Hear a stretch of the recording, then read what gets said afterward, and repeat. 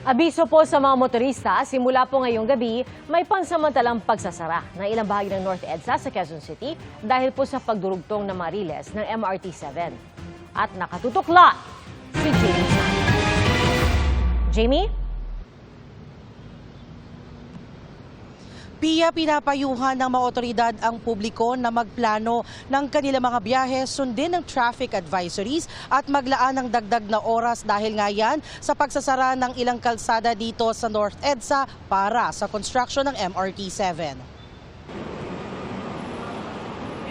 Isasagawa ang pag-angat at pagkakabit ng turn-back girder, ang bakal na magdurugtong sa dulong segment ng MRT-7 North Avenue Station at sa nakatayo ng tail track o riles sa West Avenue. Malaking tulong ito para sa daloy ng mga tren ng MRT-7, lalo na sa pagbalik ng mga ito sa estasyon. Ito po yung segment nung riles kung saan po magta-turn back o kung saan po parang mag-U-turn yung atin pong tren. At kinakailangan po ito para sa ating operations by 2027. Ang turn-back girder launching ay isasagawa ng DOTR at SMC Mass Transit 7 Incorporated.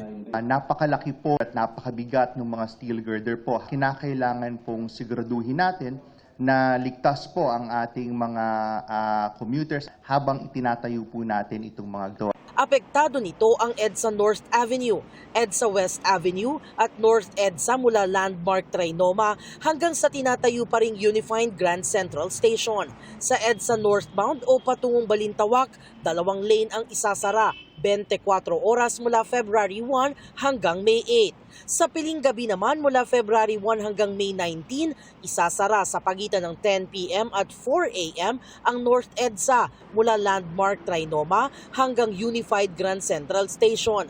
Sa EDSA southbound o patungong Cubao, 2 lane din ang isasara 24/7 mula February 15 hanggang May 18.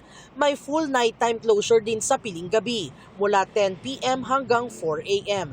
Hindi rin muna madadaanan ng West Avenue EDSA mula March 24 hanggang April 29. 10 p.m. hanggang 4 a.m. Sa mga araw na may full road closure, magpapatupad ng zipper lane. Ibig sabihin, magka-counterflow sa kabilang lane ang mga sasakyan. Naglatag na rin ng alternatibong ruta para sa mga motorista. Nakaantabay at magtutulungan ang mga traffic enforcer ng QCLGU, MMDA at DOTR contractors para sa maayos na daloy ng trapiko. Minimal daw ang epekto sa trapiko kapag partial ang nighttime closure, ngunit mas ramdam ang daloy kapag may full closures. Ito po ay napaka-importanting step para po matapos yung MRT-7 at pag natapos naman po ito ay siguradong magdudulot naman po ng kaginhawahan lalong-lalo na sa ating mga commuters. Pero ngayon pa lang nasa stress na ang ilang motorista.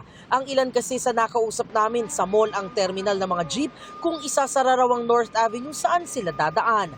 Malaki abala rin talaga kasi malayo ikutin eh. Saan kami dadaan? Paano iikot? Niikot pa ng EDSA. Ay kung mahuli naman kami doon. Matapos ang girder launching activities, magbabalik sa normal ang northbound lane sa May 8 at ang southbound lane sa May 18.